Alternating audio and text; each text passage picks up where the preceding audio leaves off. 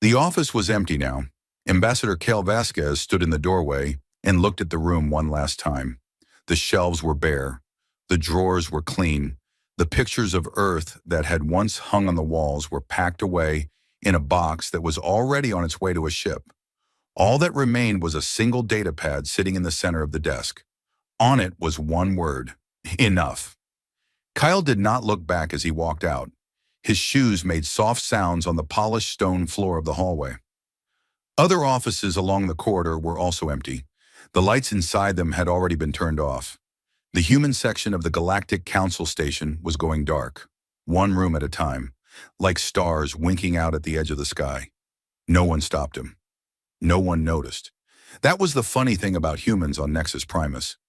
200 years they had been here, and still most species walked past them without a second glance. That was about to change. Cal reached the docking bay where a shuttle was waiting. A young officer named Priya stood by the door. She had red eyes from crying, but her back was straight and her voice was steady. "All personnel are aboard, sir. Every embassy across Council space has confirmed shutdown. We are the last ones." Kyle nodded. He stepped into the shuttle without a word. The doors closed behind him, and the ship pulled away from Nexus Primus in silence. No farewell broadcast, no angry transmission, just the quiet hum of engines and the growing distance between one species and every other. It had not always been this way. 200 years ago, when humanity first reached the stars and made contact with the wider galaxy, there had been hope. So much hope. The Galactic Council was an ancient body, a gathering of over 400 species that governed trade, law, and peace across 1,000 sectors. To join it was to become part of something vast and important. Humanity had been thrilled. They were given the rank of Class 7 provisional species, the lowest tier. The Council explained that this was normal for newcomers. Every young species started at the bottom. They would need to prove themselves before they could rise. And so humans set out to prove themselves. They shared their medical knowledge freely. Human doctors had a gift for adapting treatments across biological barriers. Within decades, human-designed drugs were saving lives on hundreds of worlds. Species that had suffered from incurable diseases for centuries suddenly found relief, all because a group of short-lived primates from a small blue planet had figured out how to make medicine that worked for everyone. They shared their engineering. Human architects redesigned the FTL relay network that connected the galaxy, making it faster and more stable. They did this as a gift, asking for nothing in return except goodwill. They built bridges between stars and never charged a toll. They volunteered their soldiers. When border conflicts flared, human officers stepped in to lead joint peacekeeping missions. They were good at it, remarkably good. They had a talent for holding groups together, for finding common ground between species that hated each other, for standing in the middle of a fight and refusing to move until everyone calmed down. And through all of this, they asked for only one thing: a seat at the table. A real seat with voting rights and a permanent place on the council. Not because they wanted power, but because they wanted to be seen, to be recognized as equals. The answer every single time was no. The Valori hegemony led the opposition. They were an ancient species, tall and elegant, with silver skin and lifespans that stretched over 1,000 years. Their representative on the council, Counselor Etheris, spoke about humans the way one might speak about a clever pet. She acknowledged their usefulness, but questioned their stability. "Their lives are so short," she said during one debate, her voice smooth and unhurried. "They burn through a generation in the time it takes us to finish a single thought. How can we trust the judgment of a species that barely has time to learn from its mistakes before it dies?" The Dreth Concordance was worse. The Dreth were a militaristic reptilian species who saw the galaxy as a hierarchy of strength. To them, humans were weak, soft-bodied, emotional, sentimental creatures who wasted resources on things like art and music and parks. The Dreth delegate, a hulking figure named Gorath, made no effort to hide his contempt. "Let them serve," he said once, his deep voice rumbling through the chamber. "Service is what lesser species are for." And so the pattern continued. Decade after decade, humans gave and the galaxy took. Humans asked and the galaxy said no. The vote for human elevation came up 11 times over the course of a century. It failed every single time. Not because humanity lacked support from everyone, but because the major powers, the Valori and the Dreth and their many client species, always had enough votes to block it. The breaking point came with Alara's Reach. Alara's Reach was a human colony world on the outer edge of Council space. It was a beautiful planet, green and blue, with wide oceans and gentle mountains. 3 million people lived there. Families, children, farmers and teachers and engineers who had built something good in the quiet corner of the galaxy. The Scythian raiders hit it without warning. The Scythian were a predatory species from beyond the border, not part of the Council, but tolerated by it because they mostly attacked unimportant targets. When their fleet dropped out of hyperspace above Alara's Reach, the colony sent out a distress call to the Council. And the humans did everything right. They filed a formal petition for a joint defense resolution. They followed every rule, every procedure, every protocol. Ambassador Vasquez stood before the full council and spoke with calm urgency.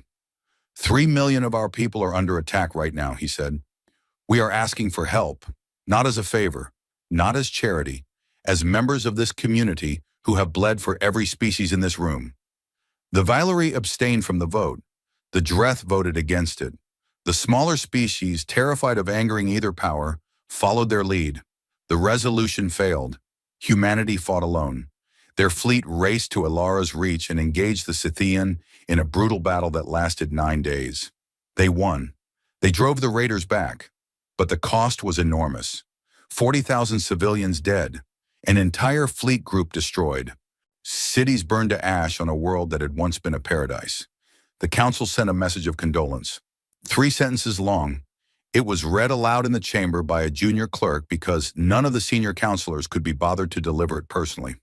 Kel Vasquez listened to those 3 sentences from his seat at the back of the room, in the cheap section where provisional species were placed. He did not react. He did not stand up. He did not shout or cry or slam his fist on the table. He simply closed his eyes for a long moment, and when he opened them again, something had changed behind them. Something had gone quiet. In the weeks that followed, things happened so smoothly that no one noticed until it was too late. Human trade ships stopped arriving at their usual ports. Human medical teams were quietly recalled from the worlds they served. Human engineers packed up their tools and left the relay stations they had been maintaining for free. Human soldiers resigned from joint peacekeeping forces with polite letters and handshakes. Every human embassy, on every world, on every station, went dark on the same day. The lights turned off, the doors locked, the communication channels closed, simultaneously, across the entire galaxy, as if someone had thrown a single switch. No declaration of war, no angry ultimatum, no dramatic speech broadcast across all channels. Just absence, just silence, just the sudden, total disappearance of an entire species from every place they had ever been. The council was confused, then annoyed, then briefly concerned. An emergency session was called. The delegates murmured and argued and pointed fingers. Surely this was some kind of political stunt. The humans were throwing a tantrum. They would be back in a week, embarrassed and apologetic. Counselor Etheris of the Valori stood before the assembly and addressed the matter with the calm authority that had defined her long career. Her silver face showed nothing but mild amusement. "Let them go," she said, waving one long-fingered hand as if brushing away a fly. "They will return soon enough. They always do. They need us far more than we need them." She paused and smiled, thin and certain. After all, where else would they go? The chamber murmured in agreement. The matter was set aside. The council moved on to more important business. Outside the windows of Nexus Primus, in the vast darkness between the stars, 1,000 human ships moved in perfect formation toward the edge of the galaxy. They carried families and libraries and seeds and machines, and everything a civilization needed to start again. They moved without haste and without fear. They had been preparing for this for a very long time, and they did not look back. 6 months after the humans left, the first hospital ran out of medicine. It was on Vyrath Prime, the homeworld of the Marathi, a small and peaceful species known for their delicate blue skin and their talent for music. The Marathi had never been warriors or conquerors. They were artists and philosophers, and they had always been kind to humans. Their delegate on the council, Councillor Thenok, was one of the few who had voted in favor of human elevation every single time. None of that mattered now. What mattered was that a plague was spreading through the southern continent, and the cure, a drug called Veridine 7, had been a human invention. It was manufactured in human laboratories using a process that human scientists had developed over 40 years of careful work. The formula had never been published, not because humans were secretive, but because the council had never asked for it. Why would they? The humans had always been there to make more. Now the humans were gone, and the Veridine 7 supply was running out. Councillor Thenok stood before the full assembly with tears running down his blue face. He was not a dramatic person by nature. He was quiet and thoughtful, the kind of leader who listened more than he spoke. But on this day, his voice filled the chamber. 12,000 of my people have died this month, he said. We're 12,000, and the number grows every day. We need Veridine 7, and only the humans know how to make it. I am begging this council to reach out to them. Send a message. Send an envoy. Send anything. The Dreth delegate, Gorath, leaned back in his massive chair and crossed his thick arms over his chest. His yellow eyes showed nothing but annoyance. The Marathi should have prepared for this, he said. It is not the council's fault that your species became dependent on human charity. Develop your own medicine. We have been trying, Thenok said, his voice breaking. Our scientists have been working day and night. But Veridine 7 is beyond our understanding. The humans were generations ahead of us in adaptive pharmacology. We cannot replicate what we do not understand. Then perhaps you should have treated them better when they were here, said a voice from the back of the chamber. It belonged to a delegate from a minor insectoid species, and it was spoken so quietly that most of the room did not hear it. But Thenok heard it, and the words cut deeper than any blade. The motion to contact humanity was voted down. The Valori abstained again. The Dreth voted against. The pattern held even now, even with people dying. Old habits were hard to break, especially when those habits were built on pride. But the medicine was only the beginning. 3 weeks after Thenok's speech, the first FTL relay node failed. It was Node 7742, a junction point in the Kethis sector that handled traffic between 60 inhabited systems. The node had been designed, built, and maintained by human engineers as part of the network upgrade they had gifted to the council decades ago. It was brilliant technology, elegant and efficient, far beyond what any other species had produced.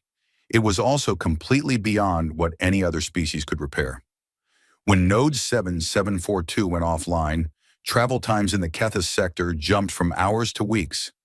Trade ships that had been carrying food and supplies to dozens of worlds were stranded or forced to take long detours. Markets crashed. Supply chains broke. A thriving economic region began to choke. The council dispatched its best engineers to fix the node. They spent 3 weeks studying the human design. They could not figure out how it worked. The technology was not hidden or encrypted. It was simply too advanced. And the human engineers who had built it understood principles of subspace field manipulation that the rest of the galaxy had not yet discovered. Trying to repair it was like asking a child to fix a quantum computer. More nodes began to fail. One by one, across the galaxy, the lights of the relay network flickered and dimmed. Travel became slower. Communication became unreliable. The galaxy, which had grown used to being connected, began to feel very large and very empty. And then came the Scythian. The Scythian Confederacy had been watching. They were predators, and predators knew how to spot weakness. With the humans gone, the galaxy's border defenses had collapsed. The joint peacekeeping forces, which had relied heavily on human officers for leadership and coordination, were in disarray. Different species argued about strategy. If fleets refused to follow orders from commanders of other species, the unity that humans had quietly held together with patience and skill fell apart the moment they stopped holding it. The Scythian hit 3 border colonies in a single week. They were fast, brutal, and efficient. The council scrambled to respond, but the response was slow and confused. By the time a defense fleet arrived at the first colony, it had already fallen. The other 2 held out for a few days longer, but without coordinated support, they too were overwhelmed. In the council chamber, the mood was shifting. The smug confidence that had followed humanity's departure was fading. In its place was something that most of the delegates had never felt before, at least not in connection with humans. It was a cold, creeping unease, the beginning of understanding. But not everyone was ready to understand. Counselor Etheris of the Valori still held firm. She was a proud woman, and pride was the foundation of everything she had built in her long career. Admitting that the council had made a mistake about humans would mean admitting that she personally had been wrong, and Etheris had not been wrong about anything in 400 years. So when the council commissioned a quiet intelligence operation to locate the humans, she made sure it was kept small and discreet. No grand gesture, no public admission of need. Just a single agent sent to find out where the humans had gone so that the council could assess the situation privately. The agent she chose was Serath. Serath was Valori, like Etheris, but younger and less certain. She was an intelligence officer, trained in observation and analysis, with a reputation for seeing things that others missed. She had silver skin like all Valori, but her eyes were darker than most, a deep violet that seemed to absorb light rather than reflect it. She had met humans before. During her training, she had been stationed on a border world where a small human peacekeeping team was helping to resolve a land dispute between two local species. She remembered them as strange, busy creatures, always moving, always talking, always doing something. They laughed too loudly and cared too much and never seemed to rest. She also remembered that they had resolved the dispute in 2 weeks. The council's own mediators had been trying for 6 years. Serath took a fast scout ship and began her search at the last known coordinates of human space. What she found there chilled her. Every human world was empty. Not destroyed, not abandoned in haste, but carefully and completely vacated. The buildings were still standing. The roads were still clean. The power grids were still running on automatic. But there was not a single human being anywhere. It was as if an entire civilization had simply stood up from the table and walked away, leaving everything neat and orderly behind them. On colony after colony, the story was the same. No panic, no chaos, no signs of conflict or disagreement, just a calm, organized departure of hundreds of billions of people moving in perfect coordination across dozens of star systems. Serath began to feel something she had never felt before. It took her a while to identify it, because it was not an emotion that Valori were taught to recognize. It was awe. She followed the trail beyond the borders of council space, into the deep black between the galactic arms, toward a region of space that the council's star charts labeled as empty. Uninhabitable. Nothing out there but dust and dead stars. But her sensors told a different story. The farther she flew, the more energy signatures she detected. Faint at first, then stronger. Radio signals, thermal emissions. The unmistakable fingerprints of a living civilization, not dying but thriving, somewhere in the darkness ahead. She did not go closer. Her orders were to observe, not to make contact. She turned her ship around and flew back to Nexus Primus as fast as her engines could carry her. Her report to Counselor Etheris was delivered in person, behind closed doors. Serath stood at attention while the old counselor read the document on her datapad.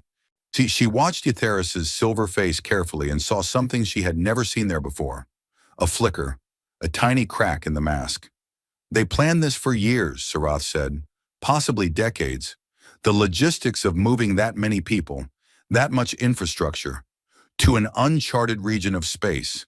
It would have required preparation on a scale that should have been impossible to hide. But they hid it. From us. From everyone. Etheris set down the datapad. Her hand, Serath noticed, was not entirely steady. And you say they are growing? The energy output I detected is consistent with a civilization that is not just surviving, but expanding. Rapidly. Etheris was quiet for a long time. When she spoke, her voice was still controlled, still measured. But the certainty that had always been there was thinner now, like ice over deep water. This changes nothing, she said. They left by choice. They can live in the dark if they wish. Serath wanted to argue but did not. She was trained to obey. But as she walked out of Etheris's office, she thought about those empty human worlds, so clean and orderly, so carefully left behind. She thought about the plague on Virath Prime, and the failing relay nodes, and the Scythian burning through the border. And she thought about the energy readings from beyond the rim. All that light, all that life, all that power, growing in the silence. They had not gone to the dark. They had gone to build their own light. Back in council space, the news continued to worsen. 2 more relay nodes failed in the same week. A food crisis hit the industrial world of Kasara when the human agricultural consultants who had been managing their crop rotations were no longer there to adjust the soil chemistry. The harvest failed. Millions went hungry.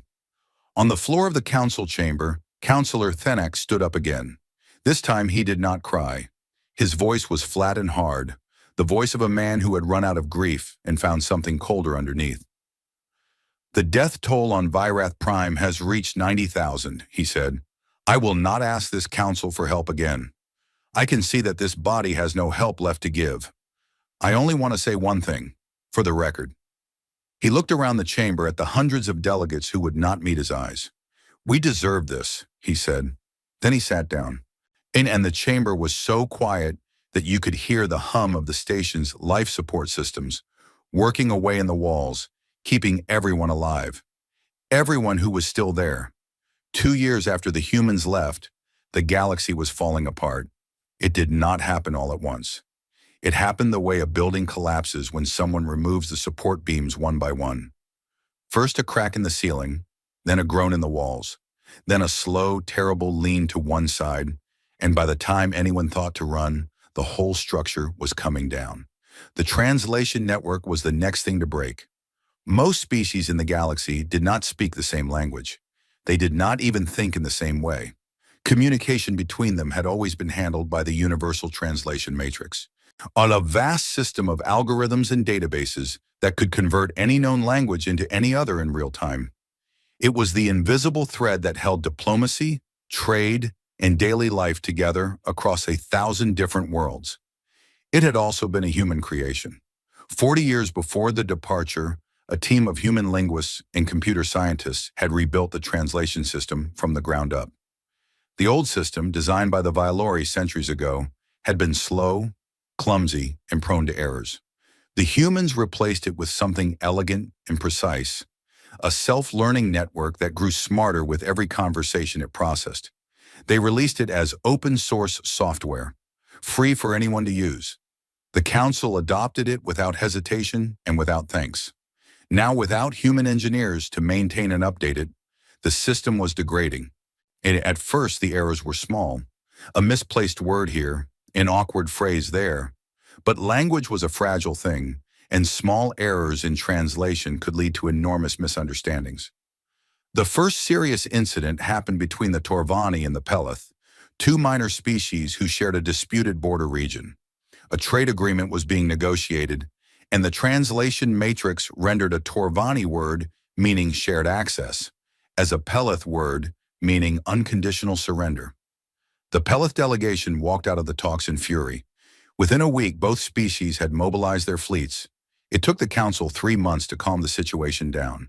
In the old days, a human mediator would have caught the error in minutes. But the council did not have human mediators anymore.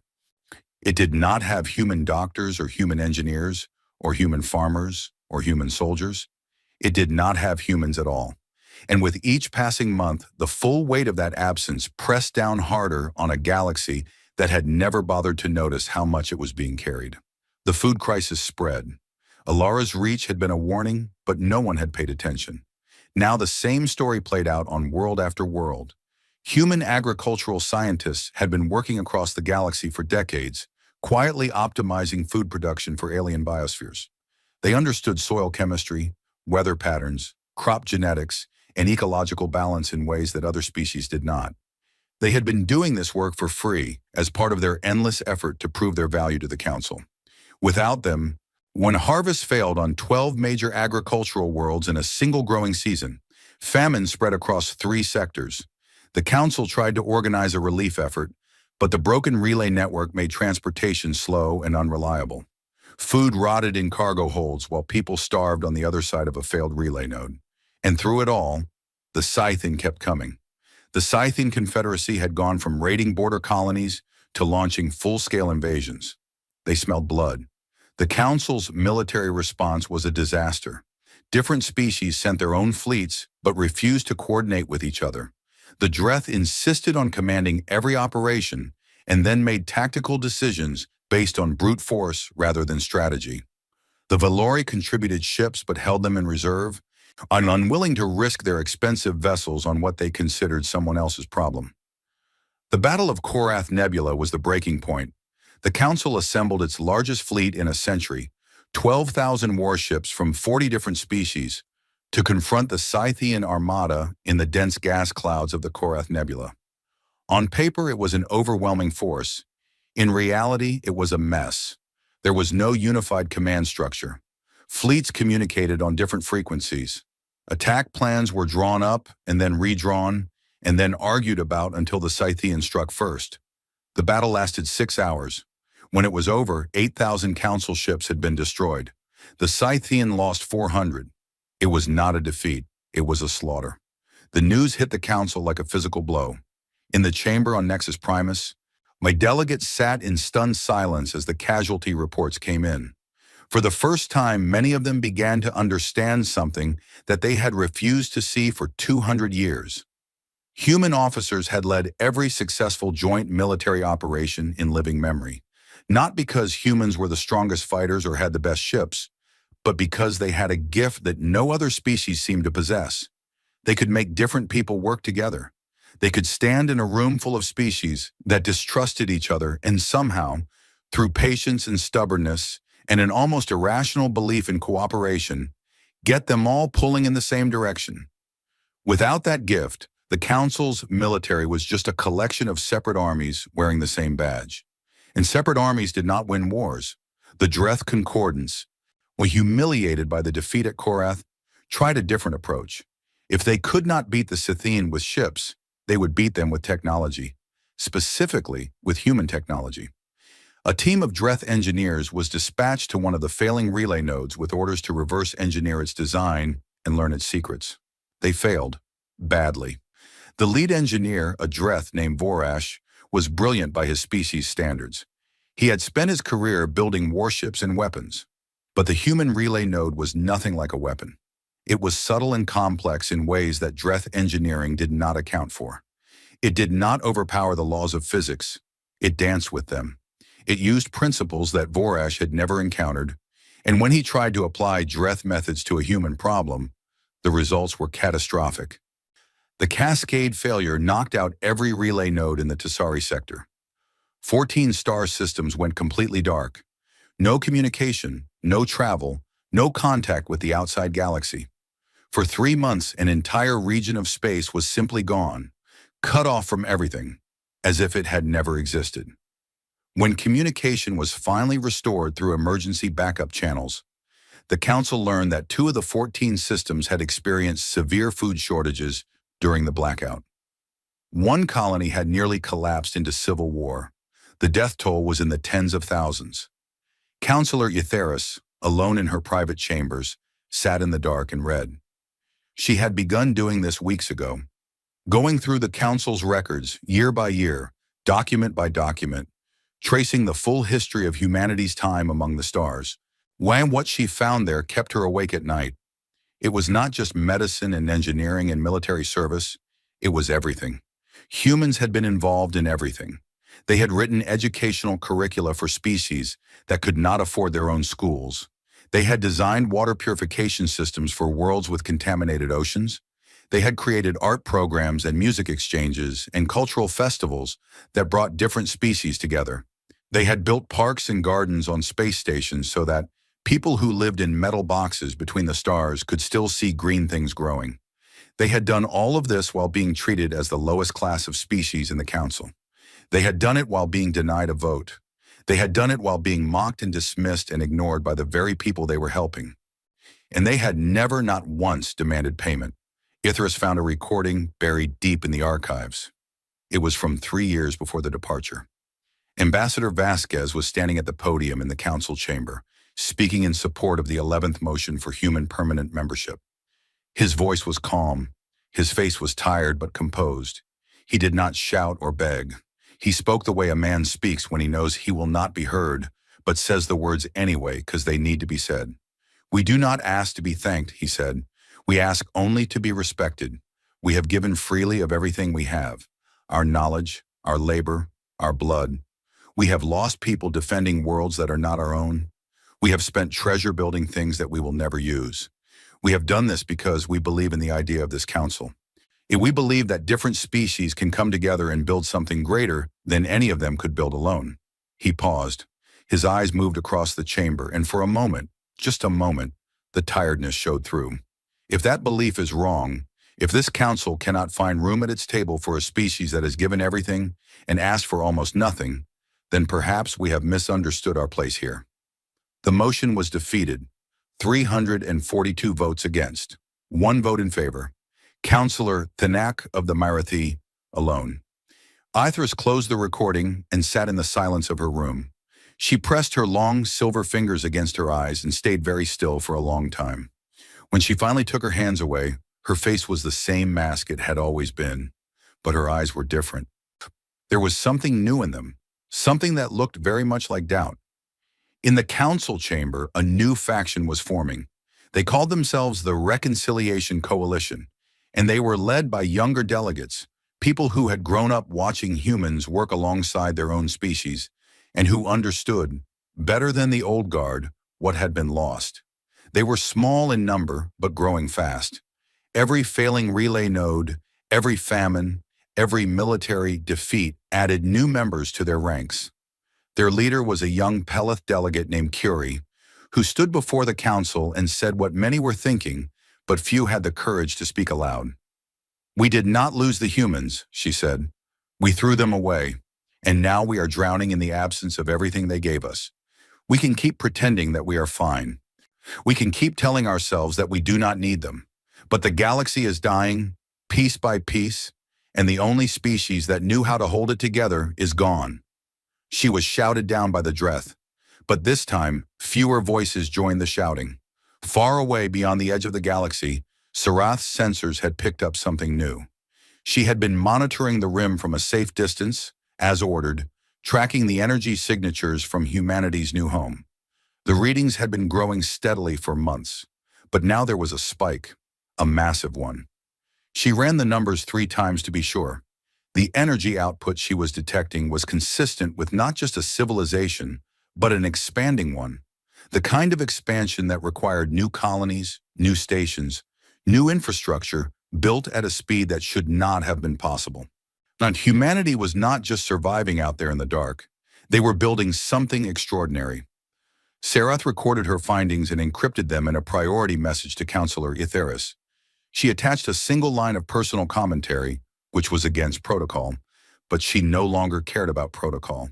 The line read, "We should be afraid, not because they will come back for revenge, but because they might not come back at all."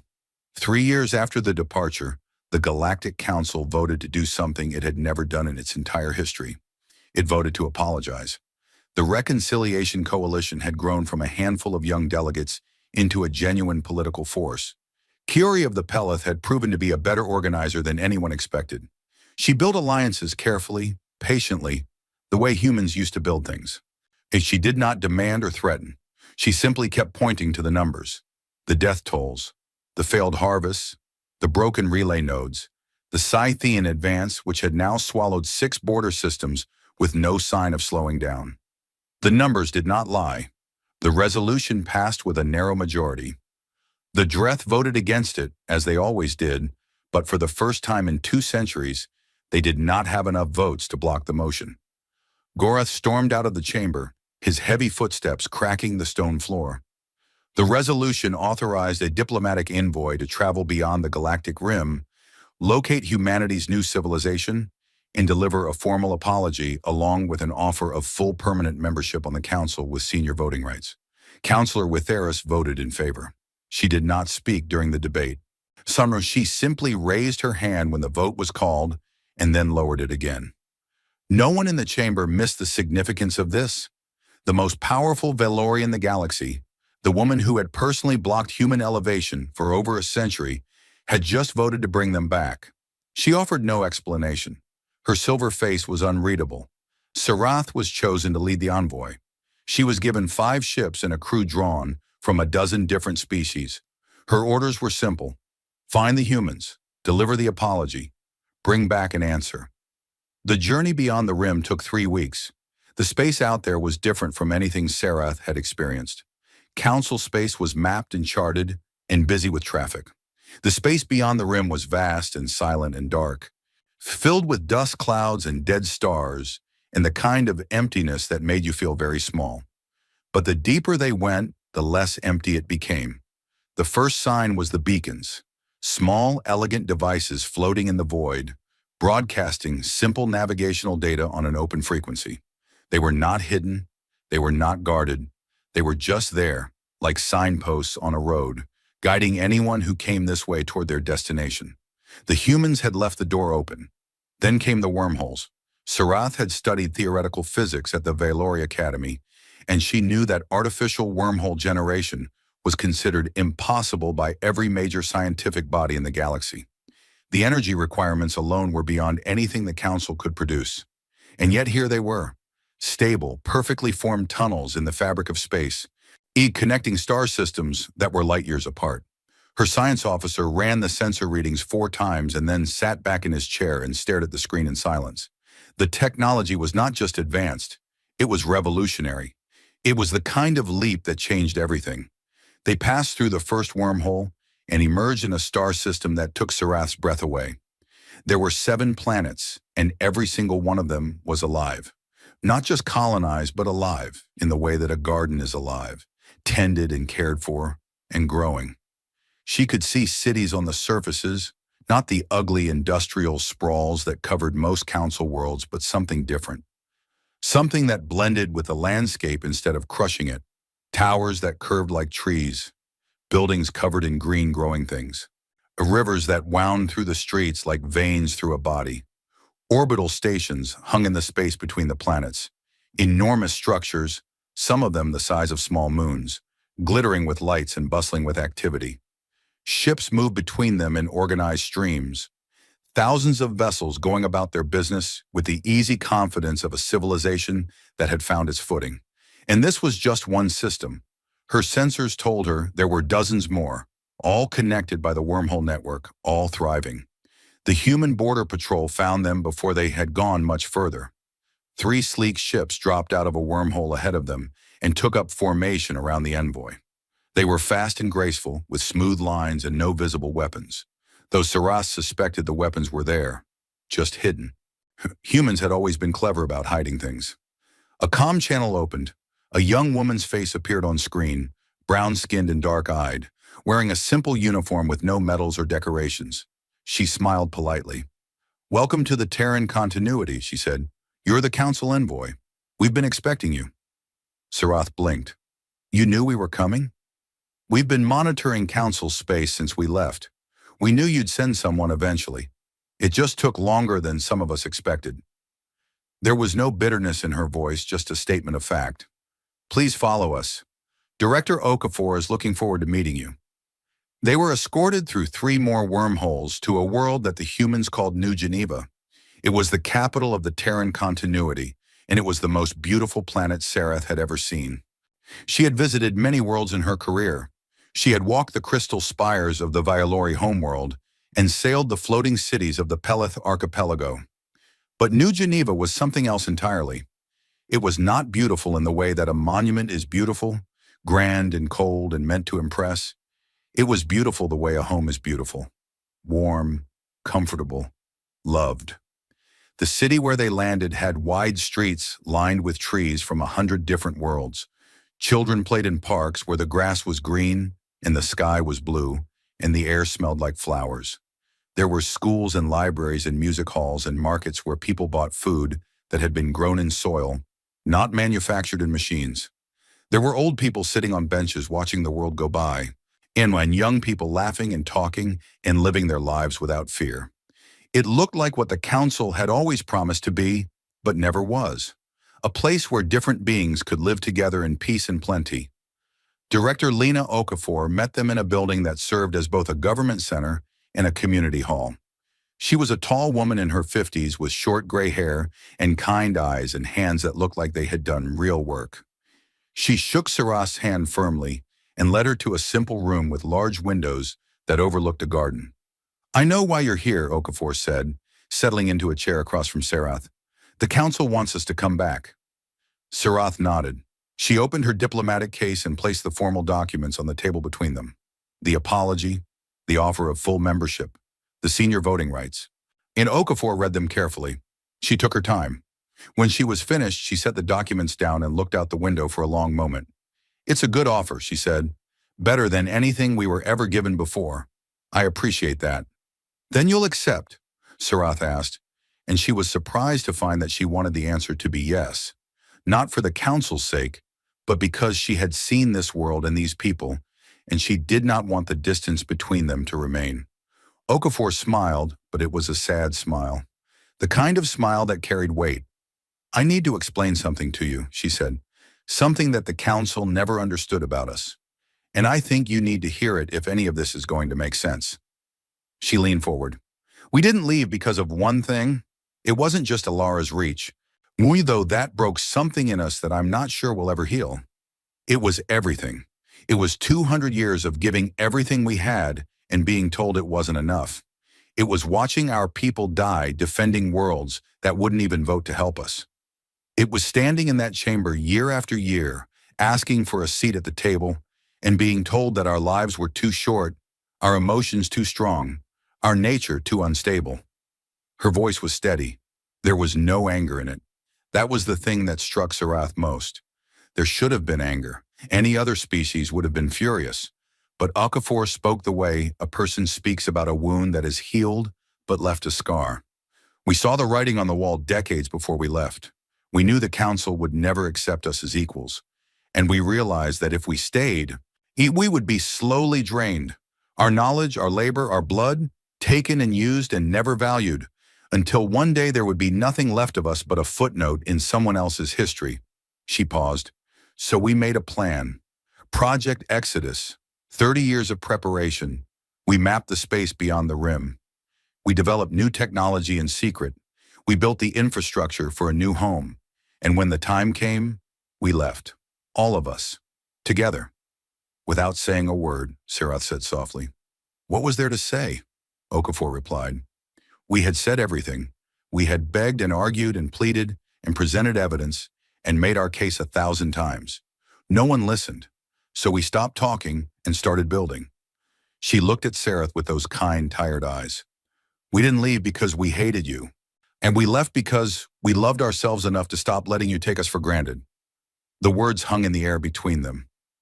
Sarath did not know what to say.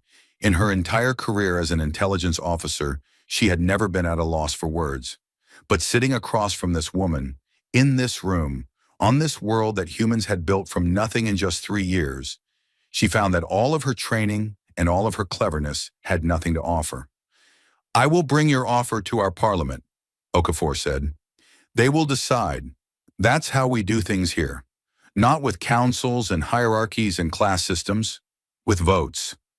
Real votes, where everyone counts the same." Sarath nodded. She stood to leave, and then she hesitated. "May I walk around your city?" she asked. "While I wait for the answer?" Okafor's face softened. "Of course. Anna, you're a guest here. Go wherever you like." And so Sarath walked. She walked through the streets of New Geneva and watched the humans live their lives.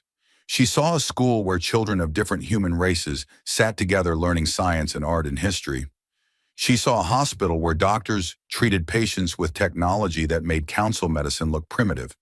She saw a workshop where engineers were building something that she could not identify, but that hummed with an energy that made the air feel alive. She walked until she came to a park at the edge of the city. It was quiet there and very green. Trees stood in long rows, their branches heavy with leaves, their trunks thick and strong. As she walked closer, she saw that each tree had a small metal plate at its base, and on each plate was a name, 40,000 names. She stood there for a long time, reading them.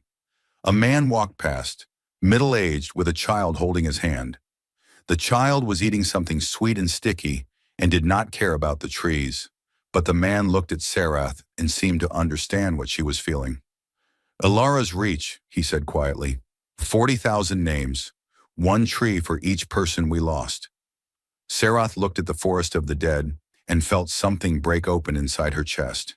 It was grief, but not her own. It was the grief of a species that had been hurt and had chosen not to hurt back, that had carried its dead in its heart and planted them in the soil of a new world so that something beautiful could grow from the loss. We didn't forget, the man said. Then he walked on, his child's hand in his, and left Sarath alone among the trees. She stood there until the sun went down, and she did not say a word. The Terran Parliament debated for 19 days. Sarath waited on New Geneva while the humans decided the fate of the galaxy. She was given a small apartment near the government quarter, with a window that looked out over the garden district. Every morning she woke to the sound of birds singing in trees that had been grown from seeds carried across the void. Every evening she watched the sun set behind the skyline of a city that should not have existed. She spent her days walking. She visited the university, where human scientists were working on things she could not begin to understand. She sat in cafes where people talked and laughed and argued about politics and sports and music. She went to the public library, a vast building filled with books, actual paper books, went alongside the most advanced digital archives she had ever seen, and she listened to the debate. The parliament sessions were broadcast publicly. That had surprised her. On the council, decisions were made behind closed doors, in private meetings where deals were struck and favors traded. Here, every word was spoken in the open, and every citizen could watch and listen. The debate was fierce. Humans, it turned out, did not agree with each other any more easily than they agreed with aliens. The parliament was divided into factions that argued with passion and intelligence, and sometimes with raised voices that could be heard through the walls. There were those who wanted to go back. They spoke about duty and connection and the billions of innocent people in council space who were suffering because of the council's pride. A young representative from what had once been the colony of Alara's Reach stood up and said that she had lost her mother in the Scythian attack, and that her mother would have wanted them to help, because helping was what humans did, even when it hurt. There were those who wanted nothing to do with the council ever again. An older representative, a man who had served 30 years in human peacekeeping forces and had watched alien commanders take credit for his work, stood up and said that he had given enough. His voice was raw and honest and full of a pain that had been held in for a very long time. They called us lesser, he said. They called us unstable. They called us short-lived. They let our people die and sent us 3 sentences of condolence. And now they want us back because their lights are going out, and their stomachs are empty, and their enemies are at the gate. This is not reconciliation. This is desperation. And there were those who took a middle path. Director Okafor was among them. She did not speak during the early days of the debate. She sat and listened, her face thoughtful, her hands folded in her lap. When she finally rose to address the parliament, the chamber fell silent. I have spent 3 years building this world, she said. I have spent 3 years watching us become what we were always meant to be. A free people, an equal people, a people who do not need anyone's permission to exist. She paused and looked around the room. But I have also spent 3 years thinking about the galaxy we left behind, about the Myrathi, who are dying of a plague we could cure, about the Peleth, who are fighting a war they cannot win, about the millions of ordinary people on hundreds of worlds who never voted against us, who never mocked us, who never did anything except live their lives in a system that someone else built. Her voice was quiet, but it carried. We did not leave to punish anyone. We left to save ourselves. And we succeeded. But if we close our doors now, if we turn our backs on a galaxy that is suffering, then we become something we have never been. We become the kind of people who watch others die and send 3 sentences of condolence. The chamber was very still. I will not become that, she said, and I do not believe any of you want to become that either. The vote was held the next morning. Sarath watched it on the broadcast from her apartment. Her hands pressed together, her violet eyes fixed on the screen. The result was clear. Humanity would not return to the Galactic Council, but they would not close their doors either. The resolution that passed was something new, something that had never existed before in galactic politics. It was called the Framework of Equal Partnership, and it was the most human thing Sarath had ever seen. Under the framework, humanity would establish direct bilateral relationships with any species that wanted one. Trade, scientific cooperation, medical aid, military alliance, all of it available, but on equal terms, negotiated between equals. No hierarchy, no class system, no provisional status, no begging for a seat at a table that could be taken away by a vote. Any species that wanted to work with humanity was welcome, but any species that did not was free to go its own way. And the Council, as an institution, would have no authority over any of it. It was, in its own quiet way, a revolution. Okafor delivered the terms to Sarath personally in the same simple room where they had first met. She placed the documents on the table and then added something else. A small crystal about the size of a human fist that glowed with a faint inner light. "This is a data crystal," Okafor said. "On it you will find the complete technical specifications for the FTL relay network, updated and improved. You will also find the formula for Veridyne's 7 and 43 other pharmaceutical compounds that we developed for alien biospheres, and the agricultural optimization databases for every world where our scientists once worked." Sarath stared at the crystal. It was worth more than entire star systems. It was the collected knowledge of a species that had spent 2 centuries learning how to help everyone else, encoded in an object she could hold in one hand. "We were never the ones who hoarded knowledge," Okafor said softly. "That was you." Sarath took the crystal. Her hand was shaking, and she did not try to hide it. She was not ashamed. Some things deserved to be felt. "Thank you," she said. The words were not enough. She knew that, but they were all she had. The journey back to Council space took 3 weeks. Sarath spent most of it alone in her quarters, reading the contents of the data crystal and trying to prepare herself for what came next. The Council chamber was full when she arrived. Every delegate, every observer, every junior clerk was present. The gallery was packed. News of the envoy's return had spread across what remained of the functional communication network, and everyone wanted to hear the answer. Sarath stood at the podium, the same podium where Ambassador Vasquez had stood so many times before. She looked out at the hundreds of faces watching her, and she told them everything. She told them about the wormholes and the new worlds and the cities that grew like gardens. She told them about the university and the hospitals and the children playing in parks. She told them about the parliament and the debate and the vote. She told them that humanity was not coming back. The silence that followed was the deepest she had ever heard. It was not the silence of shock or anger.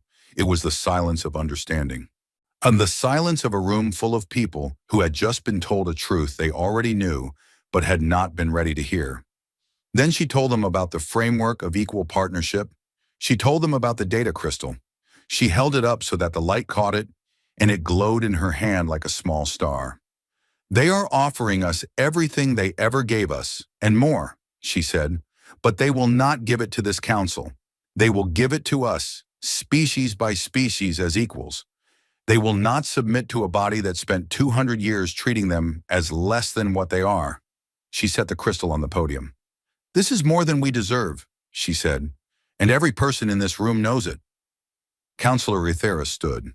The chamber turned to look at her, the ancient Valori matriarch who had shaped galactic politics for centuries. Her silver face was still composed, still controlled, but something in the way she held herself was different. The rigidity was gone. She looked, for the first time in anyone's memory, like a person who had been carrying something heavy for a very long time and had finally decided to set it down. She walked to the podium. Sarath stepped aside.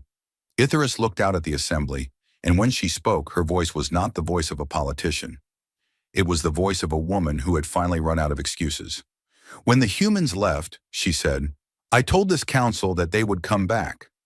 I said they needed us more than we needed them. I was wrong. I was completely, catastrophically wrong. And the worst part is that I knew I was wrong even then. I knew what they were worth. I knew what we were losing. But I was too proud to say it. And my pride cost this galaxy more than I can ever repay." She reached into her robe and pulled out a datapad. The same datapad that Ambassador Vasquez had left on his desk 3.5 years ago. Sarath had retrieved it during her investigation and given it to Etheris in her report. The old counselor had kept it ever since. She held it up so the chamber could see the single word on its screen. "Enough," she read aloud. That is what he wrote. One word. After 200 years of service, after decades of asking to be treated as equals, after watching 40,000 of his people die while this council did nothing, he did not write a speech. He did not write a condemnation. He wrote one word and he left. She lowered the datapad. "We drove away the best species this galaxy has ever known. Not with war, not with cruelty, and with something worse, with indifference. We took everything they offered and gave them nothing in return. And when they finally stopped giving, we were surprised." Her voice cracked, just slightly, just for a moment. But every person in the chamber heard it. "We can accept their framework.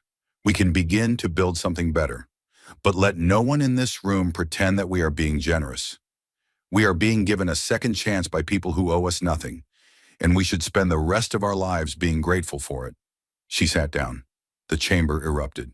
The Dreth delegate, Gorath, stood up and shouted that this was surrender, that the council was humiliating itself before a lesser species.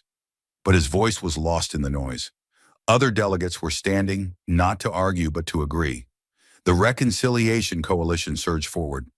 Motions were proposed and seconded and voted on in rapid succession. The old order was crumbling, and something new was struggling to be born. It would take time, years probably. The damage was deep, and trust, once broken, does not mend quickly. But for the first time in a very long while, there was hope. 6 months later, Sarath returned to New Geneva. She was no longer an intelligence officer.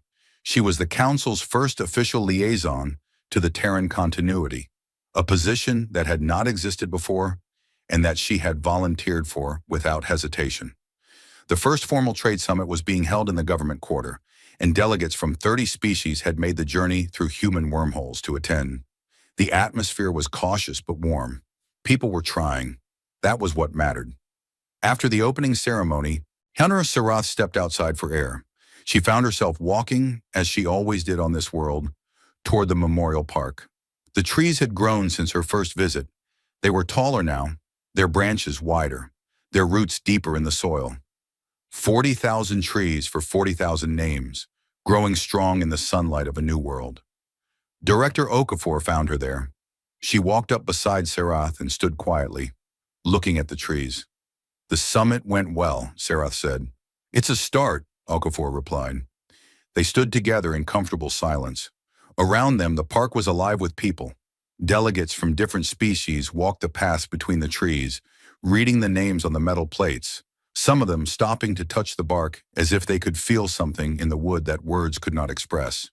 And there were children. To human children and alien children, playing together on the grass between the memorial trees. They chased each other and laughed and fell down and got up again, the way children do everywhere, on every world, in every corner of the galaxy. They did not know about the politics or the pain or the 200 years of silence. They only knew that the sun was warm and the grass was soft and there were new friends to make. Okafor watched them for a long moment. Then she looked at Sarath. "We never wanted to be alone," she said. "We just needed you to see us." Sarath looked at the children playing among the trees of the dead, at the alien delegates walking through a human garden, at the woman beside her who had led her people through the dark and into the light. She wanted to say something profound, something worthy of the moment, something that would capture everything she felt about what humans were and what they had done and what they had taught her about the meaning of strength. But some things do not need words.